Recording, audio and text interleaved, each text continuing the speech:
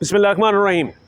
पाकिस्तान तहरीक इंसाफ को election commission ने पार्लिमानी जमात तस्लीम कर लिया। ये एक बहुत बड़ी ख़बर है, बहुत तारीख़ी कामयाबी है पाकिस्तान तहरीक इंसाफ के लिए। तकरीबन गुज़िश्ता 2 साल से एक जंग चल रही थी इलेक्शन कमीशन के दरमियान और पाकिस्तान तहरीक इंसाफ के दरमियान। उनको इंट्रा पार्टी इलेक्शन रिजेक्ट करके उनको पार्टी नहीं तस्लीम किया गया।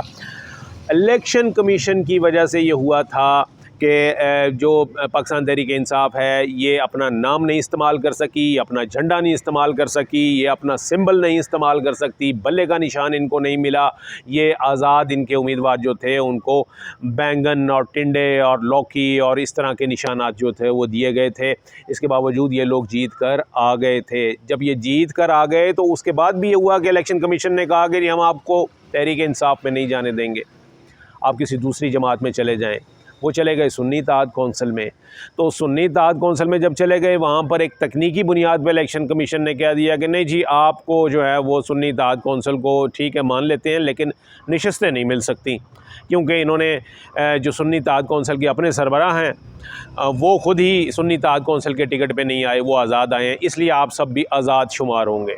यानी एक बड़ी तादाद में जो अरकान थे सुन्नी, जो आज़ाद पाकिस्तान तहरीक इंसाफ के अरकान जो आज़ाद जीत कर आए थे, जब वो एक पार्टी में शामिल हुए तो उनको उस पार्टी में भी नहीं तस्लीम किया गया और ये कहा गया कि इनको आज़ाद शुमार होगा। और उसकी वजह ये थी कि इनको मखसूस नशस्तें नहीं देनी थी। और बाद में फिर हुआ भी यही कि ये कहा गया कि जी मखसूस नशस्तें जो इनकी हैं वो भी उन्होंने दूसरी जमातों को दे दी। खैर, इसमें सुप्रीम कोर्ट का फ़ैसला आ गया।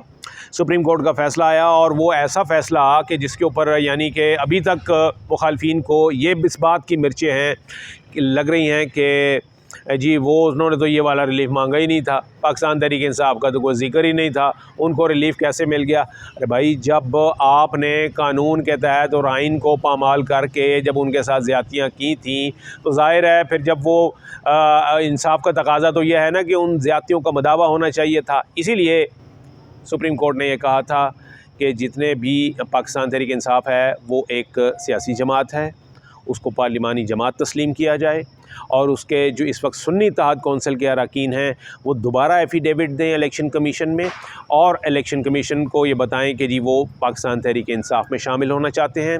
उसके बाद तक पाकिस्तान तहरीक इंसाफ जो है वो एक नोटिफिकेशन जारी करेगी और फिर इन अरकान को पाकिस्तान तहरीक इंसाफ के अरकान तस्लीम किया जाएगा। तो आज यही हुआ है। इलेक्शन कमीशन ने 39 सुन्नी इत्तेहाद कौंसिल के अरकान का नोटिफिकेशन जो है वो जारी कर दिया है और ये कहा गया है कि अब ये अरकान जो हैं ये पाकिस्तान तहरीक इंसाफ के अरकान शुमार होंगे। यानी उन्होंने मान लिया, इलेक्शन कमीशन ने घुटने टेक दिए और यूँ समझ लीजिए कि वो एक जंग जो जारी रखे हुए थे पाकिस्तान तहरीक इंसाफ का, इसमें उन्होंने हार मान ली है और आज ये नोटिफिकेशन जारी करके उन्होंने तस्लीम कर लिया कि सुन्नी इत्तेहाद कौंसिल नहीं बल्कि पाकिस्तान तहरीक इंसाफ इस वक्त एक बड़ी, सबसे बड़ी जो है वो जमात है। एक तरफ ये डेवलपमेंट हुई है, दूसरी तरफ ये है कि जो मखसूस नशस्तों वाला मामला है, क्योंकि इलेक्शन कमीशन को 2 तरह की हिदायत मिली थी सुप्रीम कोर्ट की जानिब से। पहली हिदायत ये थी कि आपने इसको पार्लिमानी जमात तस्लीम करना है और जो लोग एफिडेविट देंगे कि वो इस जमात में शामिल होना चाहते हैं आप उनको इस जमात में शामिल करें और उसका नोटिफिकेशन जारी करें। ये काम हो गया, यानी जुज़वी तौर पर अमल हो गया। दूसरी हदायत जो है वो सुप्रीम कोर्ट से इलेक्शन कमीशन को ये मिली थी कि इसके बाद जो मखसूस नशस्तें पाकिस्तान तहरीक इंसाफ को बनती हैं, उनका हिस्सा बनता है, वो भी उनको दे दिया जाए। तो ये भी उसके ऊपर भी आज हुआ यह है कि इलेक्शन कमीशन ने मखसूस नशस्तें अभी दी तो नहीं उनको लिस्टें आई हुई हैं पाकिस्तान तहरीक इंसाफ की, आज आखिरी दिन था ये देने का। इलेक्शन कमीशन ने ये किया है कि जी वो ये कहते हैं कि जी हम नशस्तें देने के लिए तैयार हैं, लेकिन चूँकि हमें ये नहीं मालूम कि पाकिस्तान तहरीक इंसाफ के चूँकि इंट्रा पार्टी इलेक्शन नहीं हुए तो हमें ये नहीं मालूम कि उसका चेयरमैन कौन है, उसका सदर कौन है, उसका पार्टी हेड कौन है, सरबराह कौन है, उसका बानी कौन है। इस वजह से चूँकि ये चीज़ हमारे रिकॉर्ड में नहीं है, हमने उसका इंट्रा पार्टी इलेक्शन जो है वो अभी कबूल नहीं किया, तो इस वजह से हमें ये बताया जाए, सुप्रीम कोर्ट से पूछा है, हमें ये बताया जाए कि किसके दस्तखत के साथ जो वो फहरिस्तें आएंगी मखसूस नशस्तों वाली उनको दुरुस्त तस्लीम किया जाएगा। तो ये वाला इबाम है, अगर वो चाहते तो वो इंट्रा पार्टी इलेक्शन जारी कर सकते थे, सर्टिफिकेट दे सकते थे, जिसके तहत बैरिस्टर गौहर ख़ान जो हैं वो पहले ही चेयरमैन मुंतखब हो चुके हैं। लेकिन इलेक्शन कमीशन ने, मेरा ख़्याल है कि वो जो जुज़वी तौर पर तो अमल किया है, और इस दूसरे हिस्से पर उन्होंने मुनासिब ये समझा कि वो सुप्रीम कोर्ट जाएँ और सुप्रीम कोर्ट से इस नुक्ते के ऊपर रहनुमाई लें। तो आज उन्होंने अपनी एक दरख्वास्त जो है वो सुप्रीम कोर्ट में जमा करवा दी है, जिसमें उन्होंने ये कहा है कि जी हमें सिर्फ ये बता दीजिए कि किसके दस्तखत के साथ जो है वो फ़हरिस्तें आएंगी, वो बानी चेयरमैन होंगे, वो बैरिस्टर गौहर ख़ान होंगे, या कोई और होगा जिसके दस्तखत के तहत हमें नशिस्तें जो हैं वो कबूल करें। तो ये एक गैर ज़रूरी इबाम पैदा किया उन्होंने खैर इलेक्शन कमीशन ने। वो कहते हैं ना कि वो मेंगना देना, दूध देना और साथ गुड़ भी दूध देना और साथ मेंगना भी डाल देना, ये वही वाली मिसाल है इलेक्शन कमीशन को, क्योंकि उनका दिल नहीं चल रहा था। वो एक किस्म के उनको बहुत बड़ी एक उनको इंसल्ट का सामना करना पड़ा है।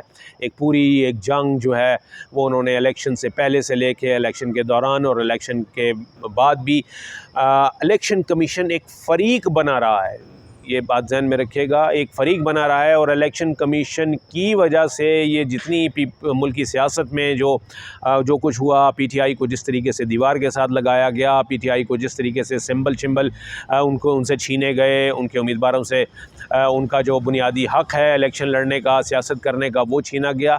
इसकी बुनियादी वजह ये थी कि इलेक्शन कमीशन जो था वो इसमें इंस्ट्रूमेंटल रहा है, इसमें वो एजेंट का रोल उसने अदा किया है। चाहता कोई और था और इलेक्शन कमीशन उसकी खुशनुदी के लिए ये काम करता रहा था। तो आज खैर एक हद तक बहुत बड़ी डेवलपमेंट हुई है। बैरिस्टर गौहर ख़ान जो इस वक्त नए इलेक्शन के मुताबिक पीटीआई के चेयरमैन हैं, उन्होंने खुशी का इजहार किया है। वो कहते हैं कि जनाब हमारी ये बहुत बड़ी कामयाबी है कि सुप्रीम कोर्ट के फ़ैसले पर इलेक्शन कमीशन ने अमल शुरू कर दिया। और वो ज़ाहिर है जब आपको पार्लिमानी जमात तस्लीम कर लिया गया तो समझिए कि आधा काम आपका हो गया।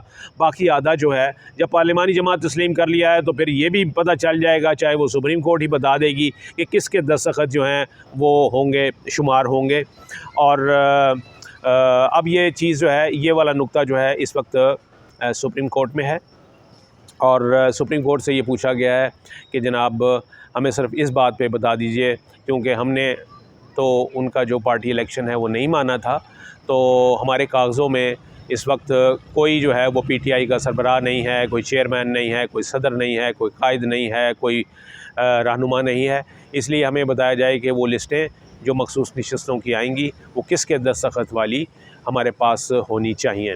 तो ये चीज़ जो है ये चली गई है। बहुत बड़ी डेवलपमेंट है ये, इसलिए कि इसके जो नेक्स्ट जो सियासत है उसके ऊपर जो है देखें, ये मखसूस नशिस्तें मिलेंगी, ज़ाहिर है आज नहीं तो कल ये मिलेंगी। इसके बाद पाकिस्तान तहरीक इंसाफ जो है वो सिंगल लार्जेस्ट पार्टी जो है वो बन जाएगी। अददी नून लीग से भी ज़्यादा उनके पास नशिस्तें होंगी, पीपल्स पार्टी से भी ज़्यादा उनके पास नशिस्तें होंगी। वो सिंगल लार्जेस्ट पार्टी होगी पार्लियामेंट के अंदर, कौमी असम्बली के अंदर। तो बहुत बड़ी डेवलपमेंट है। और फिर उसके बाद का जो मंजरनामा है वो फिर किसी दूसरे व्लॉग में उसका जिक्र करेंगे। Thank you.